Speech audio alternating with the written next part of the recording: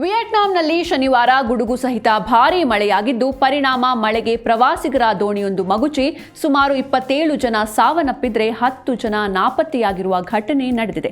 ವರದಿಯ ಪ್ರಕಾರ the wonder C ಎಂಬ ದೋಣಿಯಲ್ಲಿ 48 ಪ್ರಯಾಣಿಕರು ಹಾಗೂ 5 ಜನ ಸಿಬ್ಬಂದಿಗಳು ಪ್ರವಾಸಿ ತಾಣ ಹಾಲಾಂಗ್ ಕೊಲ್ಲಿಗೆ ಪ್ರಯಾಣಿಸ್ತಾ ಇದ್ರು. ಈ ವೇಳೆ ಭಾರೀ ಮಳೆ ಚಂಡಮಾರುತ ಉಂಟಾಗಿ ಗಾಳಿಯ ರಭಸಕ್ಕೆ ದೋಣಿ ಮಗುಚಿದೆ.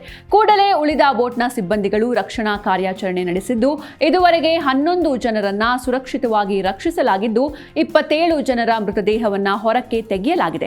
10 ಜನ ಇನ್ನೂ ನಾಪತ್ತೆಯಾಗಿದ್ದಾರೆ ಎಂದು ವರದಿಯಾಗಿದೆ. ದೋಣಿಯಲ್ಲಿ ಸುಮಾರು 20 ಜನ ಮಕ್ಕಳೇ ಇದ್ರು ಎನ್ನಲಾಗ್ತಾ ಇದೆ.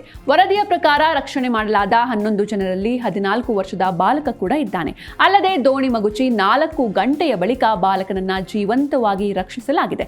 ವಿಫಾ ಎಂಬ ಹೊಸ ಚಂಡಮಾರುತ ಉತ್ತರ ವಿಯೆಟ್ನಾಂಗೆ ಬೀಸುವ ವೇಳೆ ದೋಣಿ ಸಿಕ್ಕಿ ಪಲ್ಟಿಯಾಗಿದೆ ಎಂದು ಹವಾಮಾನ ಇಲಾಖೆ ತಿಳಿಸಿದೆ. ಸದ್ಯ ನಾಪತ್ತೆಯಾದವರ ಪತ್ತೆಗಾಗಿ ಹುಡುಕಾಟ ನಡೆಸಲಾಗ್ತಾ ಇದೆ.